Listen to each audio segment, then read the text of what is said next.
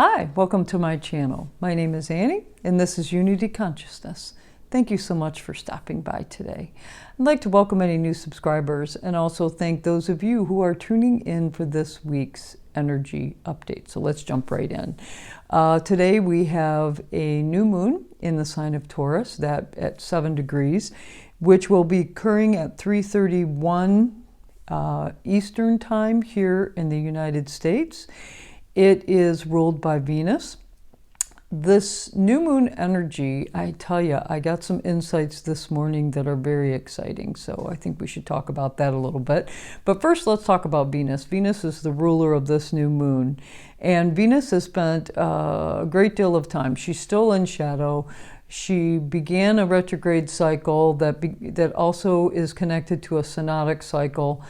And so this is in itself a new beginning. And the fact that she is the ruler of this new moon, I do believe that these new beginnings are going to be extremely powerful. They're going to take a little time to unfold relative to Venus, not so much for the new moon. The new moon is not an eclipse, so that energy is going to be prominent for the next 3 weeks, 4 weeks max before we get the next new moon that comes in. With Venus recently being conjunct Saturn and the North Node, this energy, first of all, Venus energy is all about, beauty, love, relationships,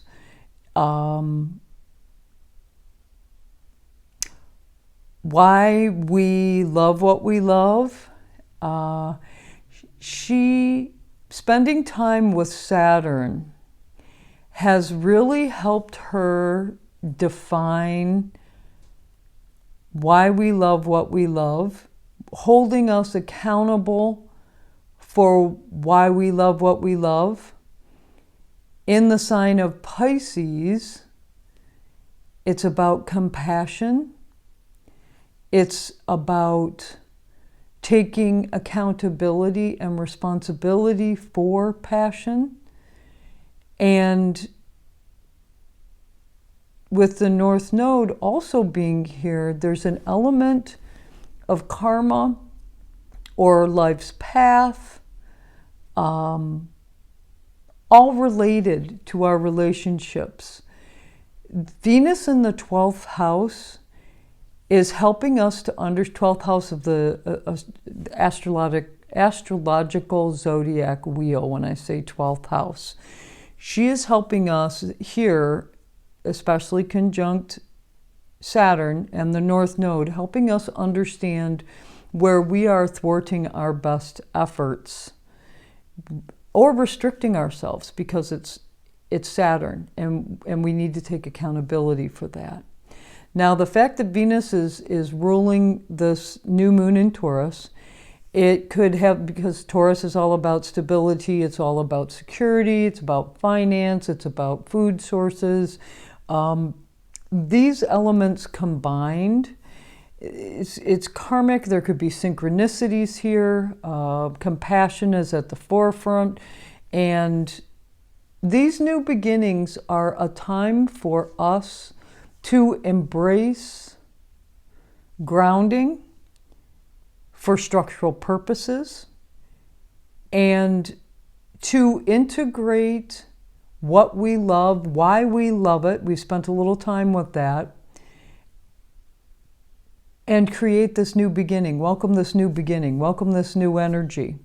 We do also know in the sky, it perfected yesterday, we have a Mars-Pluto opposition, and we had the sun and the moon is opposite Haumea and Black Moon Lilith.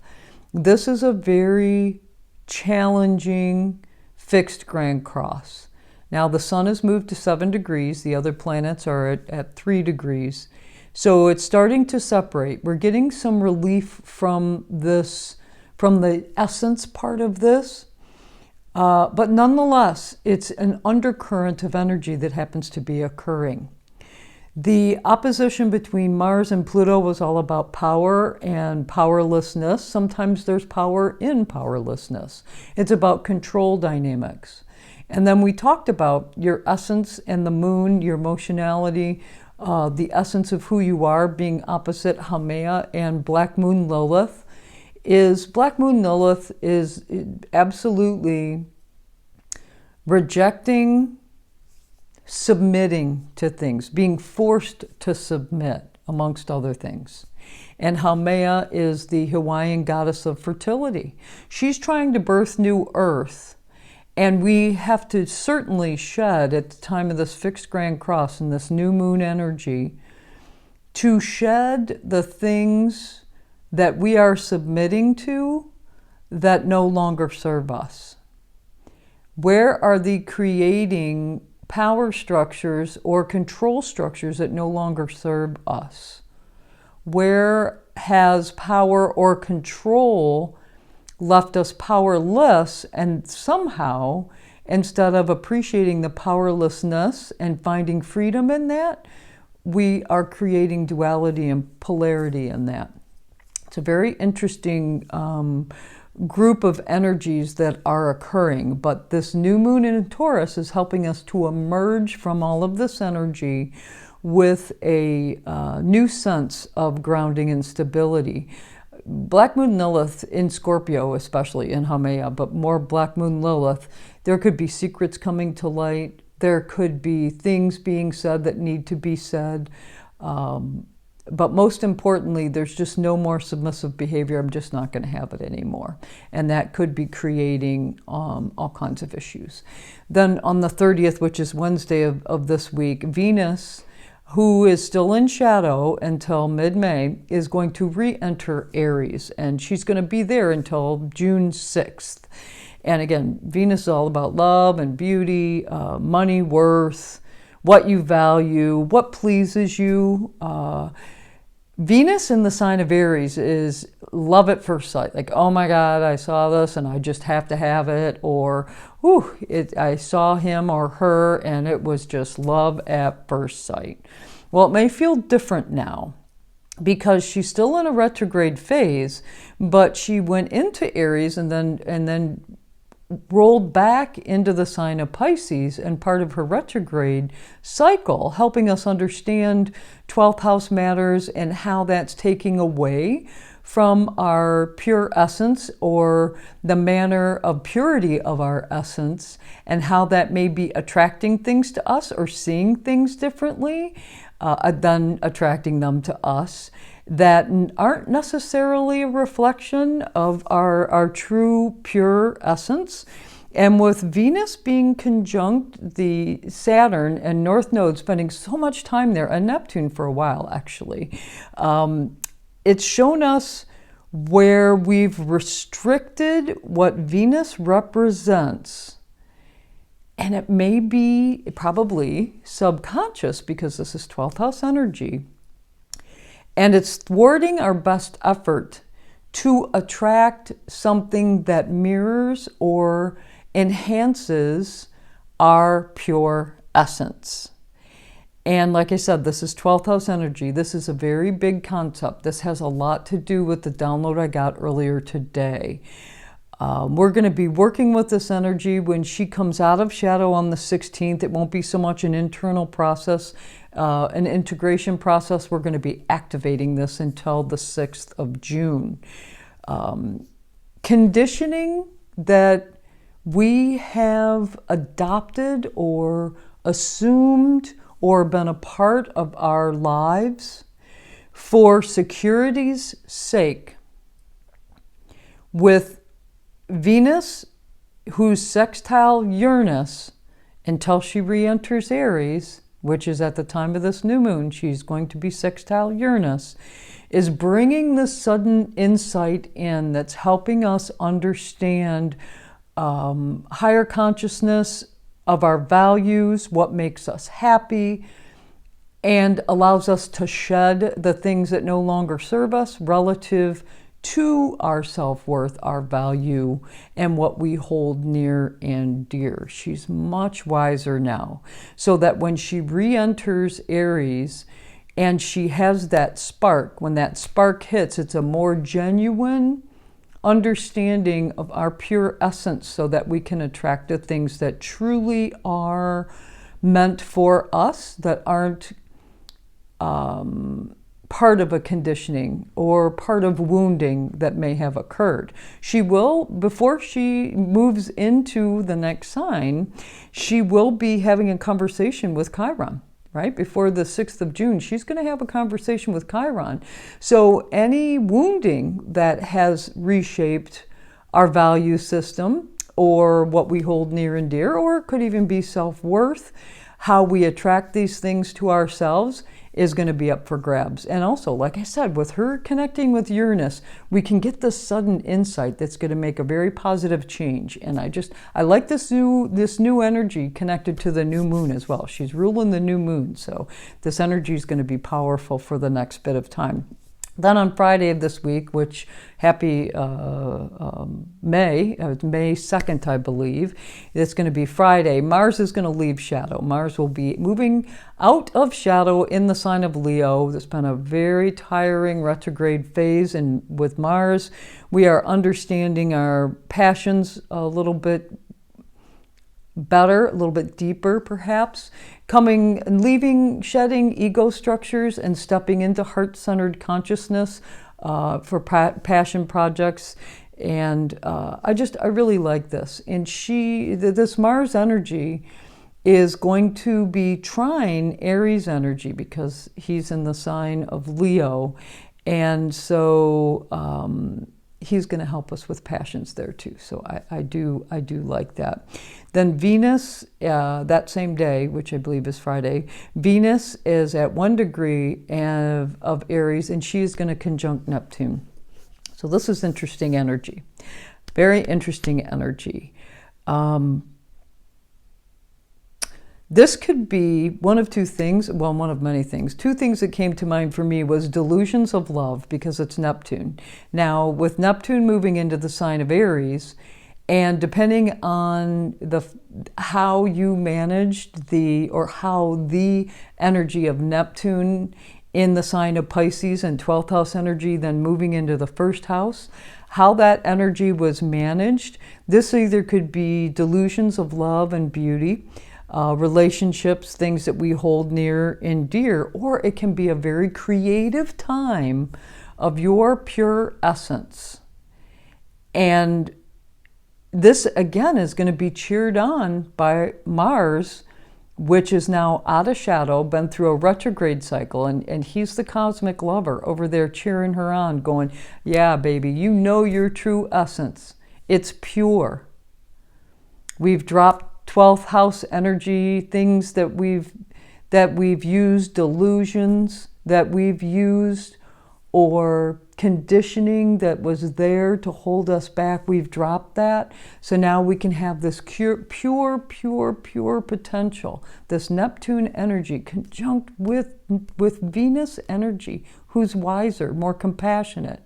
That spark of inspiration, because she's now in Aries, knowing who she is and creating from that place. I love that energy so much.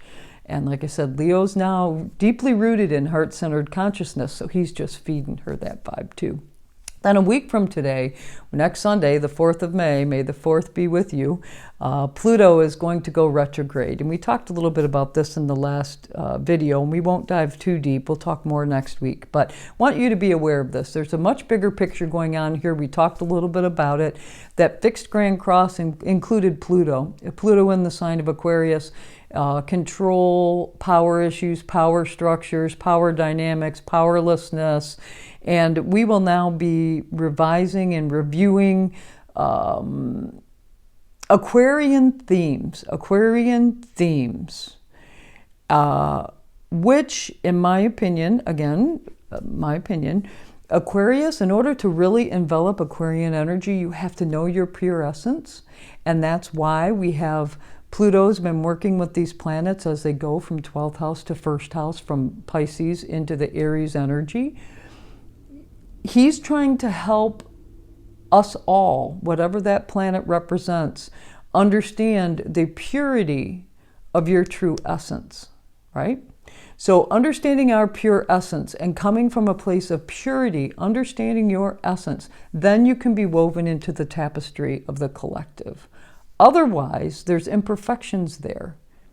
And so Pluto's retrograde cycle now will be helping us understand where those imperfections exist. We can review and revise transformations that have been made or that need to be made, but this is more of an internal process, a review, a step back, taking a minute, taking a beat, and thinking about pivots and changes that we've made and some cause and reflect there, cause and effect there. But this has to do with Aquarian themes. Again, the collective. But we cannot even begin to discuss the collective until you understand your own true essence first. Otherwise, we're bringing things into it that aren't part of the true essence of the collective. So this is going to be some themes that we'll be thinking about between now and then Pluto's going to go direct. I believe it's mid-October the 13th, I believe. And I'm excited to share with you. That's all I have for you this week. I got a new deck and I'm so pumped about it. As soon as I opened this deck, I got warm from head to toe and it started talking to me. So introduce myself to every card and it's just been so powerful since I received it from my sister. So thank you to her. But it's Wild Reflections deck by Wyspell. And the illustrations, which are lovely, are by Olena Sidenko, if I have that correct. And the card that jumped out for us today is the moon. Of course it was. It's a new moon energy kind of day. This card does show a full moon, but it does discuss both full and new moons. Let's see what the book has to say. Emotional clarity, navigating uncertainty with intuition, achieving goals through self-belief. The moon signifies a period of endings and new beginnings. However, unlike the traditional moon card, it's imbued with a sense of hope and inspiration. The presence of water reflects the emotional landscape you're navigating. The mountains that stand behind the water suggest you have the emotional strength to overcome them. The moon in this deck signifies a time of introspection and emotional processing, but with a powerful undercurrent of hope and optimism. By trusting your intuition and inner wisdom, you can navigate uncertainty and achieve your goals. Well, thank you so much for joining me today. If you liked this video, please click the like button. If you know someone that could be helped by this video, please do share it with them. Any comments or suggestions, post them in the box below. You know, I always love to hear from you. And if you want to know when videos are being subscribed, click the subscribe button. Well, thank you again for joining me today. I hope you have a fabulous week of new beginnings with a greater understanding of your Venusian energy and how that relates to your pure essence. Have a fabulous week. Namaste.